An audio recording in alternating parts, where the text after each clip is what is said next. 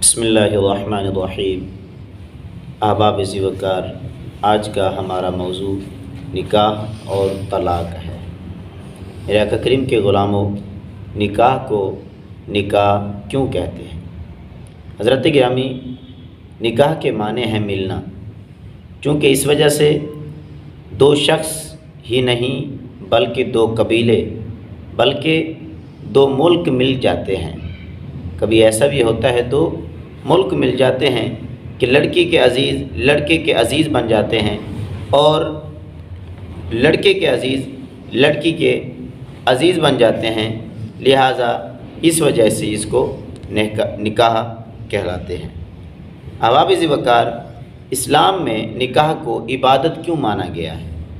اسے تجارت کی طرح دنیاوی کاروبار کیوں نہ قرار دیا گیا؟ حضرت گرامی، اس کا جواب یہ ہے کہ اس کو کاروبار اس لیے قرار نہیں دیا گیا کہ یہ سنت انبیاء ہے اور آدم علیہ السلام سے قیامت تک جاری ہے۔ اس کے ذریعے انسان حیوان سے ممتاز ہے، انسان درندوں سے حیوانات سے ممتاز ہے۔ اسی سے نسب چلتا ہے اور نسب سے ہزارہا فائدے ہیں۔ اسی سے اولیاء بزرگان دین کی پیدائش ہے، جس سے اسلام کی بقا۔ اس ویڈیو کو لائک کریں، اسلامک چینل 87 کو سبسکرائب کریں، بیل آئیکن دبا کر اس ویڈیو کو شیئر کریں اور اسلامی بیانات سننے کے لیے ہمارا ساتھ دیں۔ شکریہ۔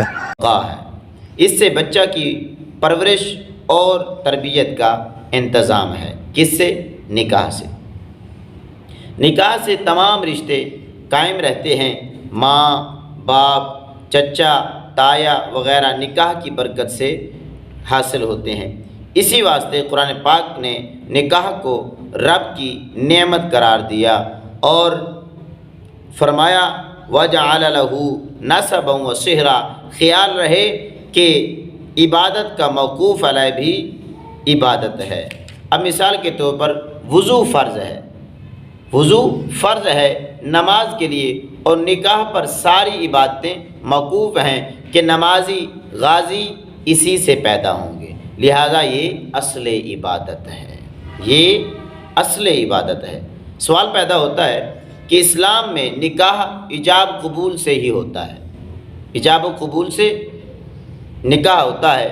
ہندوؤں کی طرح لڑکی کے آس پاس چکر لگانے یا انگریز کی طرح لڑکے کے گلے ہار ڈالنے کا نام نکاح کیوں نہیں؟ تو اس کا جواب یہ ہے کہ ہر لین دین ایجاب و قبول سے کیوں ہوتا ہے؟ نکاح میں لڑکی کا لینا مہر کا دینا ہے اور لہٰذا اس کے لیے ایجاب و قبول درکار ہے۔ اگر میں کسی کے مکان کے آس پاس 100 چکر بھی لگا لوں یا کسی کے جانور کے گلے میں 10 ہار ڈال دوں تب بھی اس کا مالک نہیں بن سکتا۔ لیکن اگر وہ کہہ دے کہ میں نے دیا، میں کہہ دوں میں نے لیا، پس میں مالک ہو گیا، ایسے ہی نکاح ہے۔ میرے آقا کریم کے غلاموں، آگے سوال پیدا ہوتا ہے کہ نکاح کے اندر گواہ ہوتے ہیں اور شرطیں ہوتی ہیں، تو اس کی وجہ تسمیہ کیا ہے؟ میرے آقا کریم کے غلاموں، اس کا جواب یہ ہے تاکہ زنا سے فرق ہو جائے۔ زنا خفیہ طریق سے ہوتا ہے، نیز عظیم الشان لین دین پر گواہ بنائے جاتے ہیں تاکہ آئندہ جھگڑا پیدا نہ ہو، اور معمولی چیزیں بغیر تحریر و گواہ خریدی جاتی ہیں، مگر زمین کی بے پر گواہ بلکہ رجسٹری بھی کرائی جاتی ہے تاکہ آئندہ جھگڑا نہ ہو۔ نکاح بھی عظیم الشان لین دین ہے، عظیم الشان لین دین ہے جس میں 100 جھگڑوں کا احتمال ہے، اس وجہ سے گواہ ضروری ہیں۔ احباب وقار، نکاح میں دعوت ولیمہ کیوں سنت ہے؟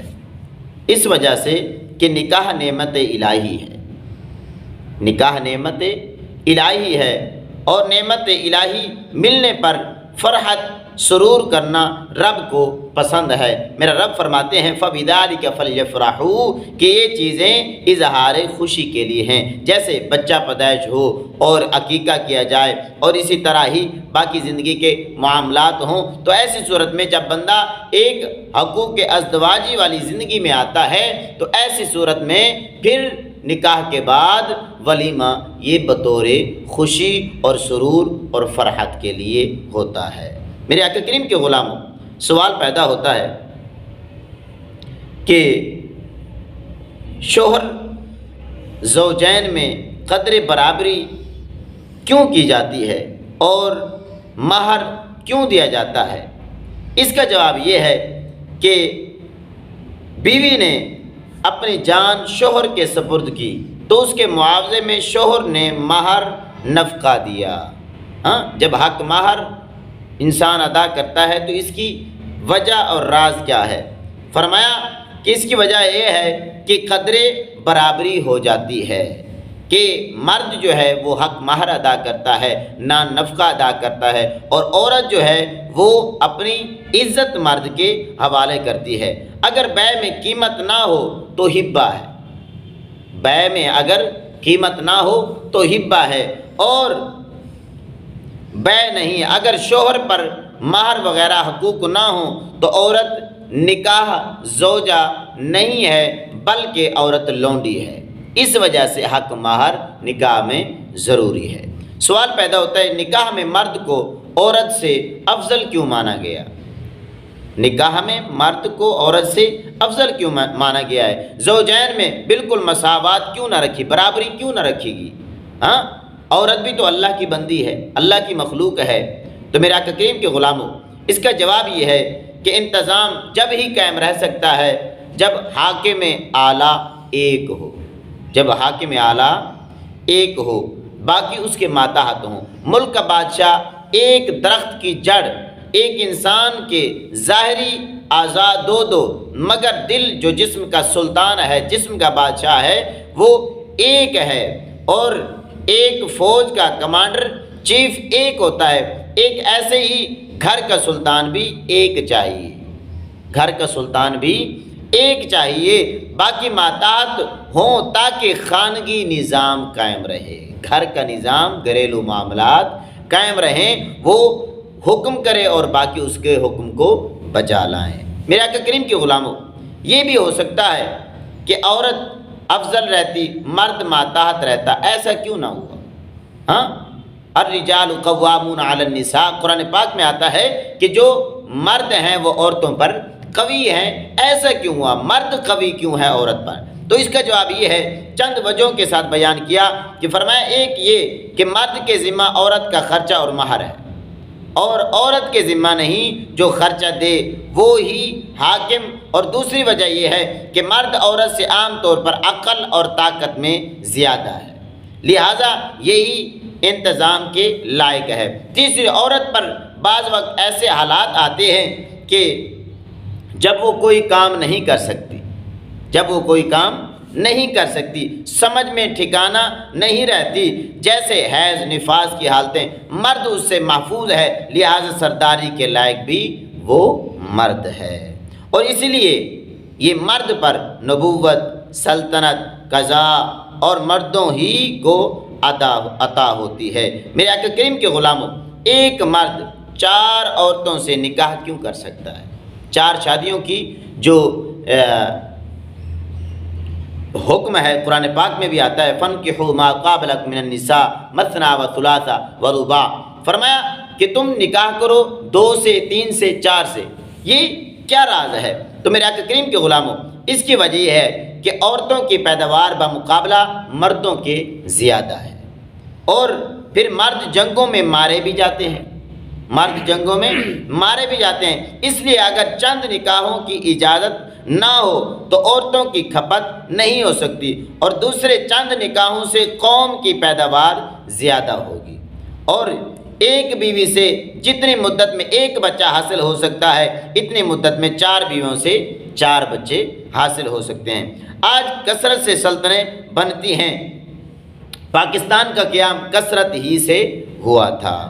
میرے آقا کریم کے غلاموں، وہ جو حدیث پاک ہے کہ محبت اور زیادہ بچے جننے والی عورتوں سے نکاح کرو، ایک محبت پیدا ہو جہاں محبت ہو، اور دوسرا عورت کے اندر کیا ہو، یہ ایک خاندانی ایک ورثہ ہو کہ وہ عورت بچے زیادہ دیتی ہو، تو ایسی عورت سے نکاح کرو۔ فرمایا کہ سرکار علیہ الصلوۃ والسلام نے فرمایا کہ میں تمہاری کثرت سے فخر فرماؤں گا، حضور نے یہ ارشاد فرمایا۔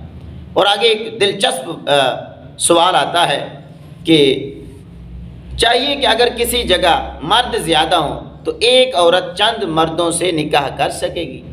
جس طرح کہ عورتیں زیادہ ہیں، مرد کم ہیں، تو ایک مرد 4 نکاح کر سکتا ہے۔ اگر کوئی ایسا علاقہ پایا جاتا ہے جس میں عورتیں کم ہوں مرد زیادہ ہوں، تو ایسی صورت میں ایک عورت 4 2 کئی مردوں سے کیا نکاح کر سکتی ہے؟ تو حکم ہوتا ہے، فرمایا ہرگز نہیں، اس وجہ سے کہ مرد حاکم اعلیٰ ہے۔ مرد کیا ہے؟ حاکم اعلیٰ ہے، وہ ایک ہی چاہیے۔ نیز انسان کا بچہ پرورش اور تربیت دونوں ہی کا حاجت مند ہے۔ پرورش ماں کے ذمہ ہے اور تربیت باپ کے ذمہ ہے۔ اگر عورت کے چند شوہر ہوں تو کوئی بھی بچہ کی تربیت کا ذمہ دار نہ بنے گا اور نسب کسی سے ثابت نہ ہوگا، چونکہ جانور تربیت کے حاجت مند نہیں، لہذا وہاں یہ قید بھی نہیں۔ فرمایا قدرت نے ہاتھ میں انگوٹھا ایک رکھا ہے اور انگلیاں جو کہ مؤنث ہیں 4 تجویز فرمائیں۔ معلوم ہوا کہ مرد ایک ہی چاہیے، نیز چند شوہروں میں سے عورت کے خرچے کا کفیل کوئی نہ بنے گا۔ جیسے چند اولاد کے لیے ایک ہی باپ چاہیے، ایک شخص کے چند باپ نہیں ہو سکتے، ایسے ہی بیوی کے لیے ایک ہی شوہر ضروری ہے۔ اللہ کریم ہم سب کو اس سنگین مسائل پر عمل پیرا ہونے کی توفیق عطا فرمائے۔ اللہ کریم ہم سب کو سنت انبیاء، سنت نبوی اپنانے کی توفیق عطا فرمائے۔ آمین۔ وما علینا الا البلاغ۔